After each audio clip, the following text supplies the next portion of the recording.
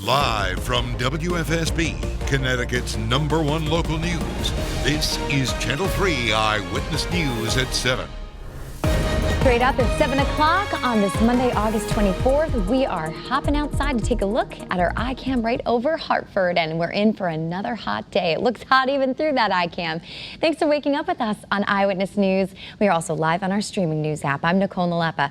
For your first check on the forecast, let's send it right over to meteorologist Scot Haney. So another scorcher, huh? Another scorcher today, Nicole. Temperatures are going to move into the low 90s. We are in the midst of our 6th heat wave of 2020. Take a look. 91 on Friday, Saturday 93. That was a tied a record on Saturday, set back in 1969, and Sunday 93 broke a record set back in 1916, a very long time ago.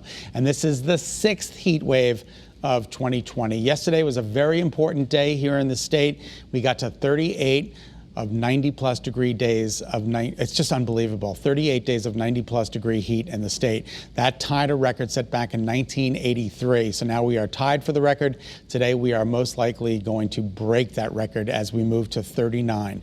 Our Channel 3 early warning dual pole radar scanning the state dry. Good morning, everybody. We do have some visibility issues out there this morning with some fog. We've got 3/4 of a mile in Waterbury, 3 miles in Chester, 5 miles in Willimantic and in Danbury. So just be careful. That sun is going to come up and it's going to do its job.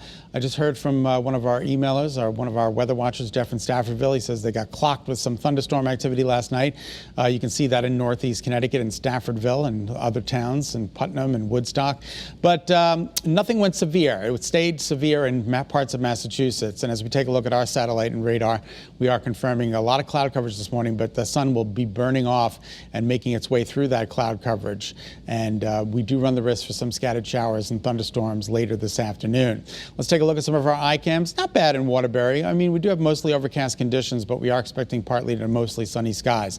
Now, the storm threat today is just the general thunderstorm threat, but some of those storms could be strong, so keep your eyes to the skies. If they look threatening, head indoors. Tomorrow, a better chance for some strong storms. The Storm Prediction Center has placed Connecticut in the slight risk category, which is one step higher than the marginal risk category. So this means business tomorrow, and that's why we've gone ahead and issued an early warning weather alert for tomorrow. Temperatures out there, 72 right now. Oh my goodness gracious, 73, 77 degrees in New Haven, and those dew points are right up there in the upper 60s and low 70s. So not only is it warm, but it is humid this morning. So here it is muggy, between muggy and downright oppressive. All right, let's take a look at our Old Saybrook iCam. Good morning to you. New Haven, the green, could use a little bit more water there, and we might get some by the latter part of this week. And the remnants of Laura and Marco making their way towards us. We could get some rain around here Friday night and Saturday. We'll keep you posted. Today, a chance for showers and thunderstorms, 90 degrees, if not better, in inland Connecticut, mid to upper 80s for the shoreline. Daytime highs today, there they are, upper 80s and low 90s. And then your 7-day forecast includes an early warning weather alert for tomorrow. Wednesday looks autumnal-like, 78 delightful breezy degrees. Thursday and Friday, the temperatures move up and then back down Saturday and Sunday with some rain expected on Saturday.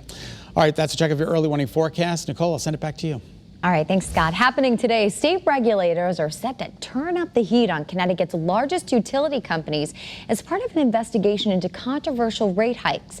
The Public Utilities Regulatory Authority is holding a hearing today after customers were complaining that their bills went up, in some cases by a few $100s a month. The fee increases took effect on July 1st, but have been temporarily suspended while PURA investigates. Eversource initially blamed the increase on a deal by state lawmakers to buy electricity from Millstone Power Plant in Waterford. But Millstone's owner said the contract has not forced Eversource to raise its rates and that the utility company is just using them as a scapegoat. Today's meeting will be held virtually and it starts at 10 a.m. Turning now to the latest on the coronavirus. The Connecticut Interscholastic Athletic Conference says fall sports can restart some training today. The CIAC is set to finalize its timeline for full team activities and games later on this week. Last night, the Board of Control decided that any fall sports that end up getting canceled will not be made up in the spring. Last week, the state issued an alert about a spike in new COVID-19 cases in Danbury, and now new testing locations are being added throughout the city.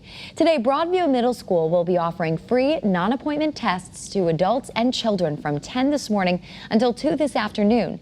And then tomorrow, you can get tested at Rogers Park Middle School. For some more information about additional testing locations, you can just head to the Channel 3 app. The FDA is issuing an emergency authorization for treating COVID-19 patients with convalescent plasma. President Trump is calling the move a, quote, breakthrough. But medical research is still not clear on whether plasma treatments are effective against the virus. Over the weekend, the president accused FDA officials of slow-rolling options to combat COVID in order to hurt his chances of getting reelected.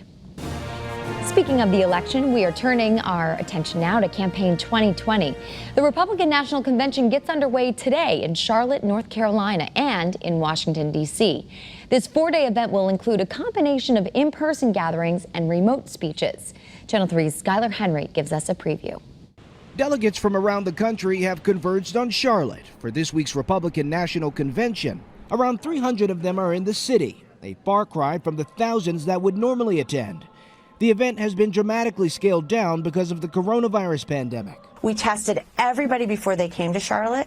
We have been testing people on site. We are doing the things that are allowing people to live their lives, have a convention, and do it in a healthy and safe way. Honoring the great American story is the theme of the GOP convention. What we're going to do is make a very clear picture of how America is a better place today than it was before President Trump's election. Yesterday, the Trump campaign released the lineup of convention speakers. It includes several members of the president's family as well as 2 members of his cabinet, Secretary of State Mike Pompeo and Housing and Urban Development Secretary Ben Carson. I think the American public is going to be wowed by a very different vision of America that Donald J. Trump has versus the Democrats.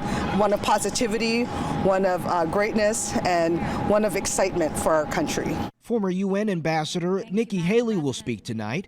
So will Mark and Patricia McCloskey, the Missouri couple who waved guns at protesters outside their mansion in June. President Trump will deliver his acceptance speech from the White House on Thursday. Skylar Henry, CBS News, Washington. Thank you so much for tuning in to Eyewitness News on this Monday. Remember, you can get any news, weather updates anytime on the Channel 3 app. Stay healthy, stay positive, and have a great day.